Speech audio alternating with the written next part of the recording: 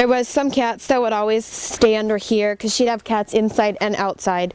Last fall, Animal Control Officer Alyssa Garcia and local authorities walked into what they describe as the worst case of animal hoarding they have ever seen. We weren't in there very long. We could only stay in there a second and we had to get out because the smell was just instantly burned your eyes and your lungs, even with the masks and everything on. With furniture torn to shreds and piles of cat waste, food, and litter stacked more than a foot high, Garcia says 34 cats were caught in live traps from this particular residence. All of them had to be put down due to medical complications. They don't realize how bad the conditions are to them. It's normal, so it's definitely a mental thing. This is a public health issue. Authorities say a second resident just blocks away was charged with 33 counts of animal neglect, and all but a handful of animals were able to be saved. A lot of the cats found in these cases were feral and they had to be euthanized, and meaning that's very, very, very unsafe for the residents of our city. Animal neglect charges can range from a misdemeanor like the most recent cases all the way to a felony. Investigator Wright says it is rare this many animal hoarding incidences are discovered in the area. It hasn't been common over the years. You know, we get a complaint here and there, but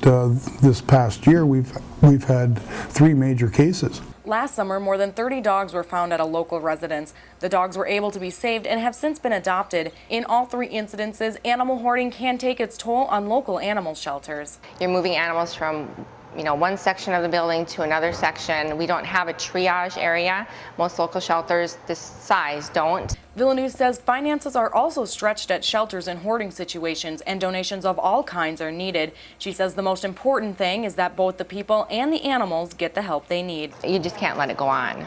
In Hibbing for Range 11, I'm Elaine Crecelius.